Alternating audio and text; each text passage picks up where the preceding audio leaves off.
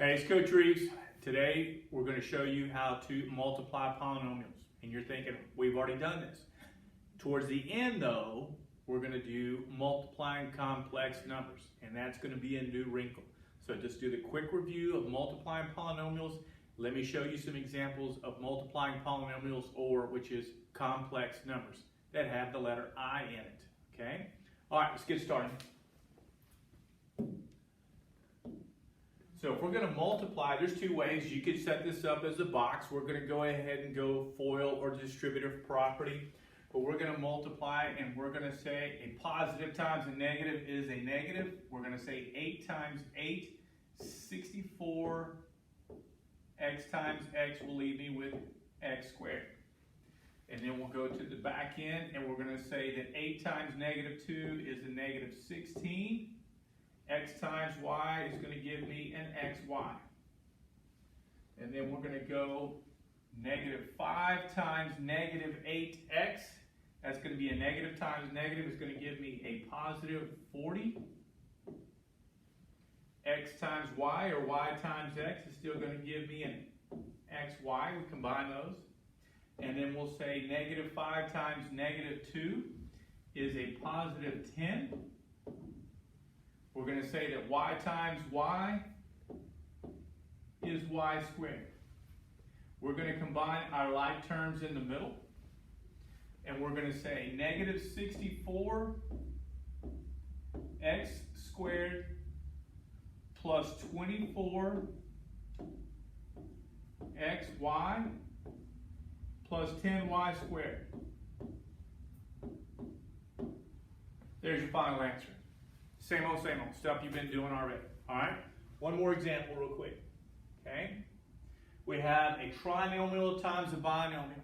And this messes with us because we would like to have the binomial in front.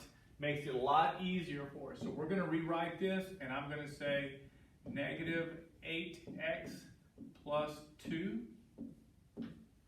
negative x squared plus x plus 2.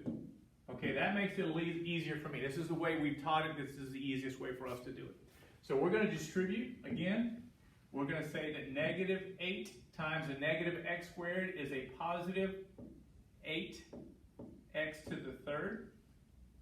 We're going to distribute it, and we're going to say negative 8x times x is going to give us a negative 8x squared. Negative 8 times 2, negative 8x times 2 is a negative 16x.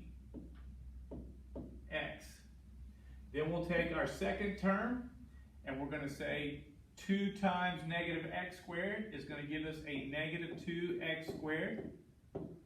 Remember how we stack the like terms so it's easier to combine them.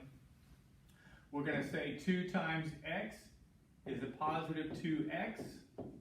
We're going to say that 2 times 2 is a positive 4. We're going to combine like terms. We're going to bring down the 8x to the third. Negative 8, negative 2 is a negative 10x squared. Negative 16 and a positive 2 is a negative 14x plus 4. And there's our answer. Piece of cake. Okay? New thing. This is the new wrinkle. Remember before the break, and we exposed you to complex numbers, and we asked you that if you took the square root of a negative number, you would end up with an I. Well, look what happens. If we were to square this, I times I will give you I squared. And if you square this, remember what we said, when we square the radical, it's going to drop out from being underneath the radical, and it will just become negative 1. So you need to understand that I squared is the equivalent of negative 1. When we start multiplying, you'll understand what I'm saying. All right, so we're looking at this problem. Step 1 is we just need to go ahead and multiply this first real quick. And we're going to say that 8 times negative 5i will give me a negative 40i. Does that make sense? 8 times negative 5 is negative 40. That's going to give you a negative 40i. And then you're going to have 2 minus 4i. We have to distribute the negative 40i.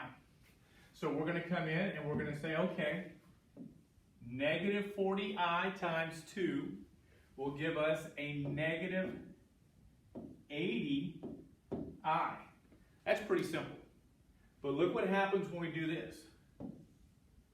A negative times a negative is going to give us a positive. 40 times 4 is 160. But I times I is I squared. And what did we say that I squared was equal to? We said that I squared is the equivalent of negative 1.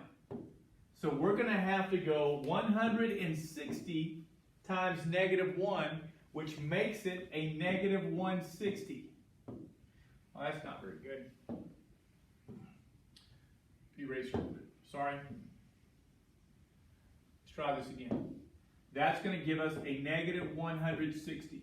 Not much better. Okay? So you're going to end up with a negative 80i minus 160. Because when you go I times I, you got an I squared, and I squared is the equivalent of negative 1. Let's try another one. Okay?